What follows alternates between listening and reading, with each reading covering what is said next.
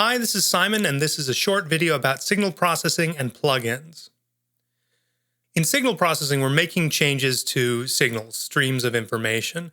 For our purposes, we're most concerned with audio signal processing. For example, now that I'm teaching from home, I have a microphone that's running into a preamp that's running into an audio interface.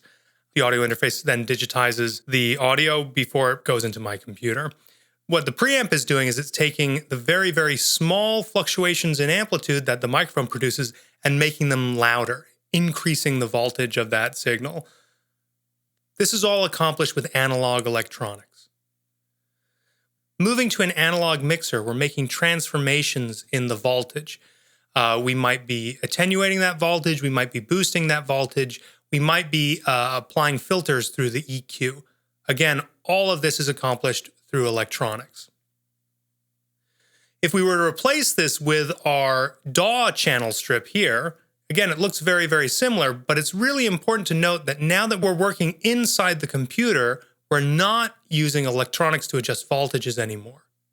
Now we're taking the numbers that exist inside the computer and we're applying algorithms to them.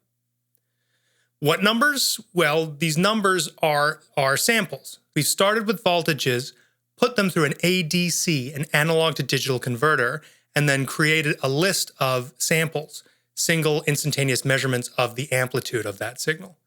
If we're working in CD quality, 44,100 of these samples per second. So those are our numbers. What are our algorithms? An algorithm is just a set of rules or calculations.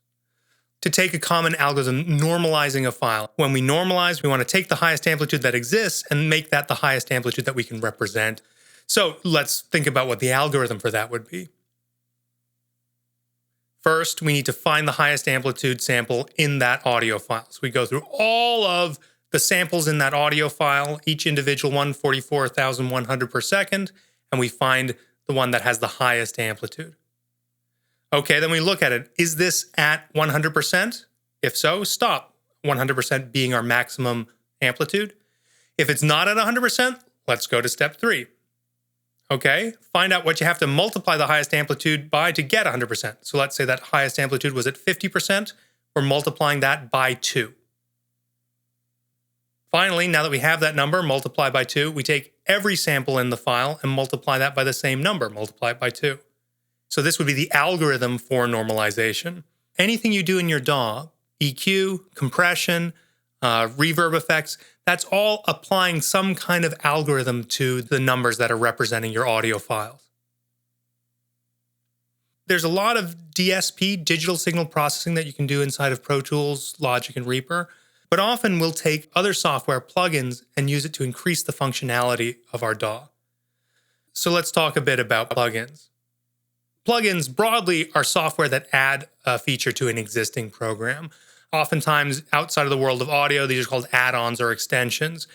Depending on what you're using for your browser, if you're using Chrome or Firefox, you might have add-ons that help you to block ads or that help you to download files.